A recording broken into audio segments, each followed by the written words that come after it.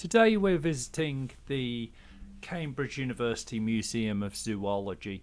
It, along with the other museums in Cambridge, is very good. It's in the David Attenborough building, slightly hidden away through an arch off Downing Street where a lot of the other museums are. But it's a beautiful little museum. You have this first room here on the right, which is the shop and as an exhibit of a whale. And then it's effectively the first floor and the ground and the basement, if you like. So the ground floor you come in on and the basement floor that you've gone up steps to go past. And it's a very good collection of zoology. Think a mini natural history museum.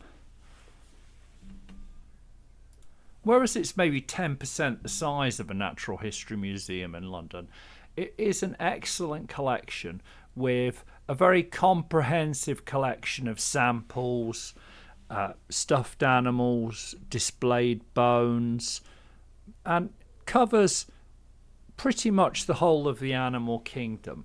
I'm just going to sort of roam around the shelves at the edge. You have a display in the middle. You have a lot of shelves around the sides. You have here like the skeleton of a python. You can see its sheer immensity. Various stuffed birds and animals. There's a pufferfish which is strangely upside down. Ostrich. Loads of preserved animals. There's birds' nests. There's this, is it albatross? Really striking examples. I'd say one of the things for this museum is they all very good examples. So you have dinosaur fossil, obviously. And then over here there's another set of bones. This is a Komodo dragon. So it's the giant lizard that's still alive. You can actually see one alive in the zoo in London. Beautiful display case of different birds. And you might see at least as large a collection in other museums, but it's very comprehensive. So here, like all the different types of crocodilians, and then different lizards, worms, examples of marine reptiles from the Mesozoic. So you have a large collection of reptiles here. Pretty much every form of crocodile you've ever heard of and those you haven't. And a lot of different lizards and geckos. And here again, a preserved fossil. And here, a lot of amphibians. So loads and loads of fossils, bones, preserved specimens. You can see the leather-like armoured skin on some of them. You can see the texture. They're very good examples and it's very comprehensive. It reminds me a bit of the Huntarian in London, which we looked at a few weeks ago. Beautiful examples here of tortoises where they've been sort of cut open for display, so you can see them in cross section. You can see the shells when the body remains. Here, seashells, and there's seashells and sponges. Some beautiful examples. Very large collection, and you might have gained a little glimpse downstairs to the second gallery. But very beautiful collection of shells, and they're all themed by types of shell. I'm not going to claim to be an expert on mollusks and all the various types of shells, but they are very striking and the camera doesn't really do justice to them. Well worth a visit.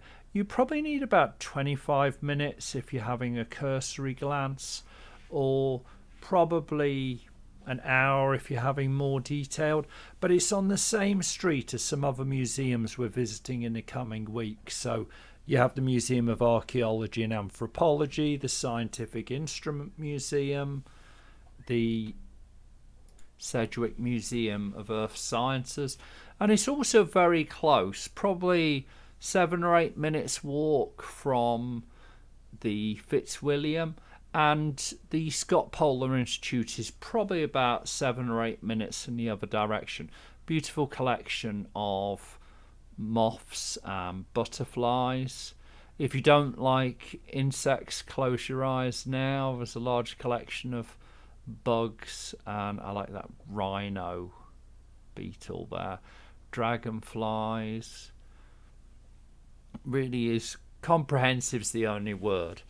Very large collection of beautiful examples. There's nothing really second rate in this museum. That's one of the things that I say stands out for me with it. Then we go downstairs.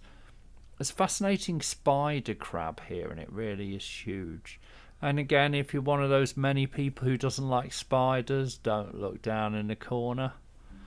The Sedgwick Museum actually has a fossil of a giant spider, and they have a recreation, and it does look like something from a Halloween movie. Some beautiful examples of fish and stuffed animals. You have I think that's a 9-ring armadillo. Various almost lovely tortoise there, birds. It's very thorough. I'll stop saying comprehensive. And then downstairs, excellent collection of humans and various apes. So you have Homo sapiens, you have baboon, gorilla, chimpanzee, no bonobo. Although I'm not quite sure how different the bone structure is from a chimpanzee, even if they're a little bit more, well, not necessarily evolved, but better with tools. And then you have the lesser apes. So there's an interesting collection of lemurs and gibbons. And then we're moving into mammalians after the flying squirrels there. There's that capybara.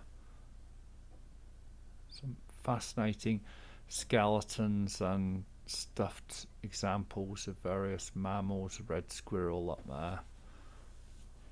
Jerboa.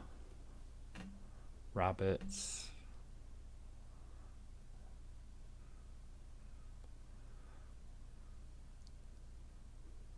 And again, really samples from around the world. So there's a lot of English animals like what you'd find nearby with badgers and foxes.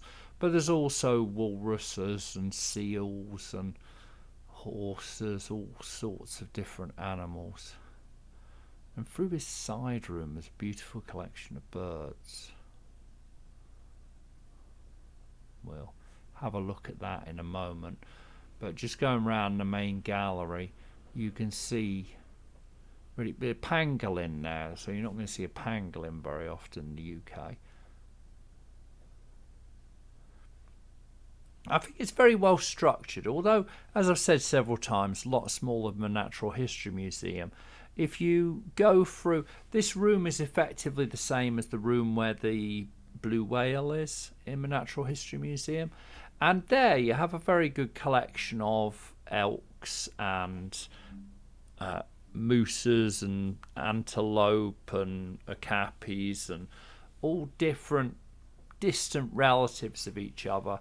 But this feels a little bit more, maybe more learned, not necessarily better displayed or better samples, but it links in very much with the fact that this is a learning institution for the university.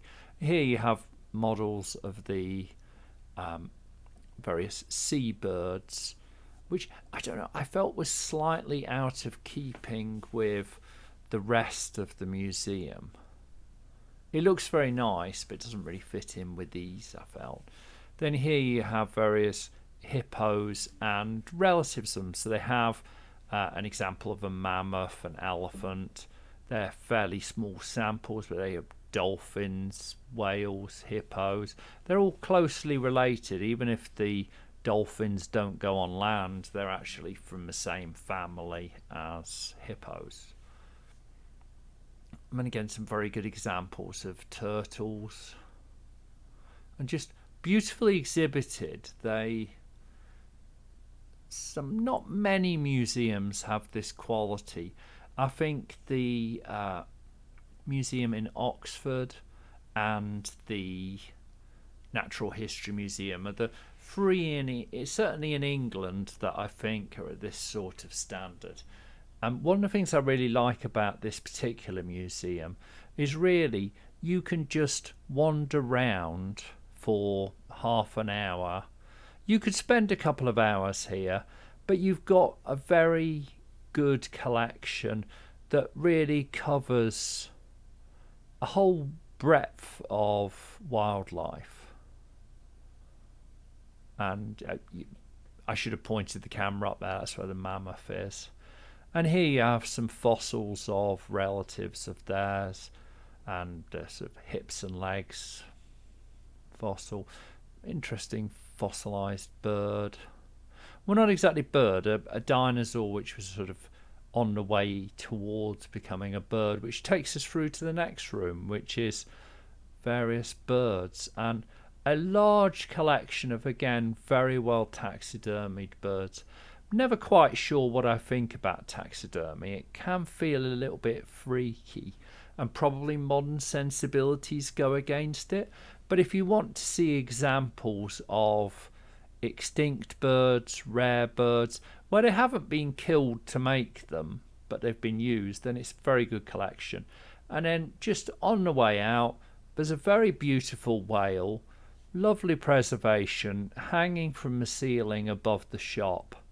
And there's a platform you can walk up, so you can walk along the length of it and really see it very closely. Whereas Natural History Museum in London, they got rid of Dippy the Diplodocus a few years ago and got a whale.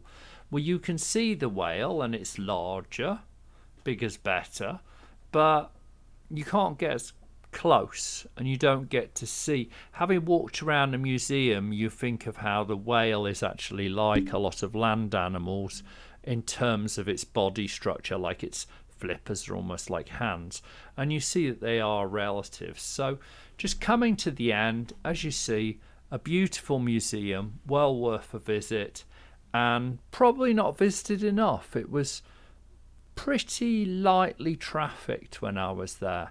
So I'd say if you're in Cambridge and you like museums, well worth visiting, and watch out over the next couple of weeks for, well, we went to 5 museums in Cambridge, and I'll be sharing my thoughts and a little view of them over the next few weeks. Obviously, you enjoy it a lot more when you get to see the whole museum, and I'm not trying to show you every item in a museum. You should go and visit. But if you're wondering what you're going to see, prioritising your choices, or just want a flavour of it, hopefully you'll enjoy these videos and subscribe.